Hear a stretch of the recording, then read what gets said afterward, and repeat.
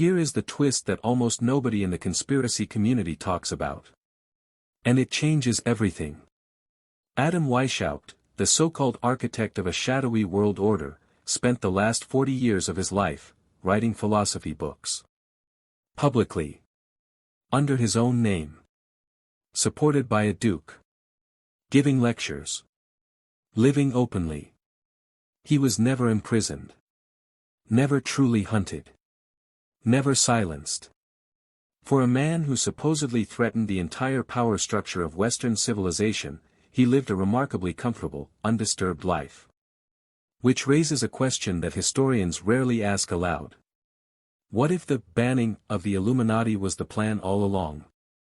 What if the most effective way to continue operating in secret was to publicly appear destroyed? Create the spectacle of collapse. Let the conspiracy theorists chase the ghost. And rebuild, quietly, under a different architecture entirely. In the centuries that followed, something interesting happened. A series of exclusive, invitation-only organizations emerged across the Western world, each one built on the same core principles Weishaupt outlined: secrecy, selective membership, global influence, and a belief that the world should be guided by an enlightened few. The Council on Foreign Relations, founded in 1921.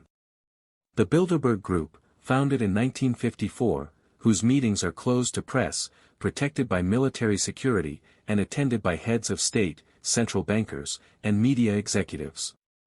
The Trilateral Commission, whose founding members included figures from the most powerful financial dynasties on Earth.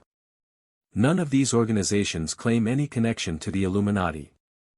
None of them have to. Because what Weishaupt understood, and what most people still don't, is that power doesn't announce itself. It doesn't wear a black robe or carry a torch in a forest ceremony.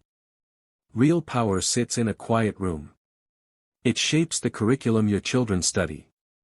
It decides which stories the media covers and which ones quietly disappear. It determines which politicians rise and which ones, despite talent, despite support, somehow never quite make it. The Illuminati's greatest trick was not infiltrating governments.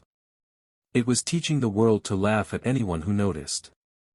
So what is the dark truth about the Illuminati that nobody talks about?